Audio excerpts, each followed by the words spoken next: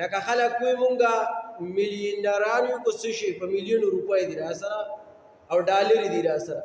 لکه بعضې خلک شته که نه عام چې وایي غریب چې دی غریب دا یو ډېر منحوسه دی او غریب پکې د سره څوک حسابوي نه او دا غریب داسې دی او غریب داسې دی د ته سپک ګوري.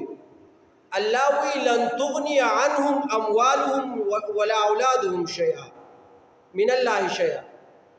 کچرته ګوره دا مال اولاد به تاسو د عذاب د الله نه بچ نه کي.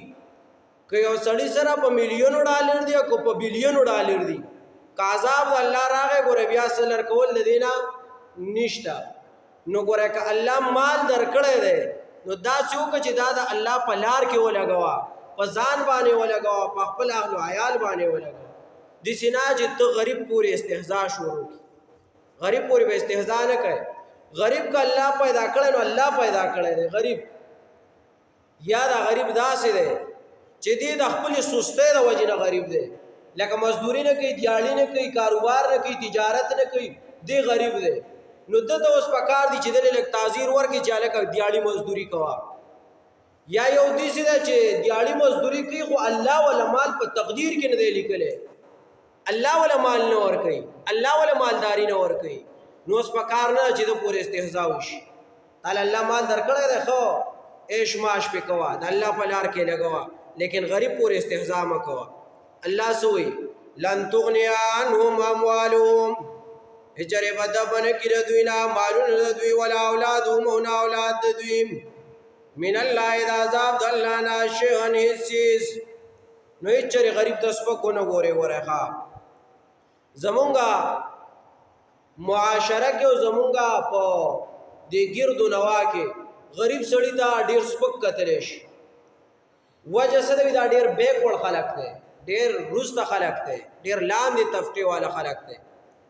او چې لږه غونده کې روپۍ ورسره ده نو هغه بیا د هر سړي پلار هم دی، د هر سړي نیکه هم دی، د هر سړي مشر هم دی، د هر سړي آقا او مشر دی. او چې کوم سړی ښه دینداره دی، ښه منځګزاره دی، ښکلی حاجي صاحب دی، خو چې روپۍ ورسره نشته نو بیا هېڅ شی نه دی. لکه دا خلک وایي که نه چې ریاض نوم یو غریبي که نه نو هغه ته بیا خلک ریاضي وایي. او چې مالدار یو پیسې ورسره که نه نو هغه ته بیا خلک ریاض صاحب ریاض صاحب پیسې دي ورسره. او داسې بس درې مال پورې دا نوم منحصر کړی چې څومره ډېر مال ورسره دومره ډېر دغه به ورسره نوم به یې ښکلی اخیستلی کېږي. لکه زمونږ د دې علاقې څه مشران هم دي د چاپېره ګرد و نوا چې د اوسه پورې چا پسې کې حسابول هم نه که نه او داسې وران نوم به یې ورته ویل. نوم یې نه علم ځکه چې بیا هسې بده خبره ده او نوم به ورته ډېر په غلط او په بده طریقه اخیستو. لیکن چې اوس ورسره مال راغلی لږ د عهدې خاوند دی نو هغه اوس حاجي او حان دی. اوس هر څه دی نور پې تاسو زما نه ښه پوهېږئ. نو د مال سره هسې نه چې ته د چا نوم بدل کړي، د چا قبیله بدل کړي، د چا ته سپک وګورې. نو الله څه وایي لن تغني عنهم اموالهم هېڅ چېرې به دفع نه کړي د دوی نه مالونه د دوی ولا اولادهم او نه اولاد د دوی من الله د عذاب د الله تعالی نه شیئا هېڅ څیز.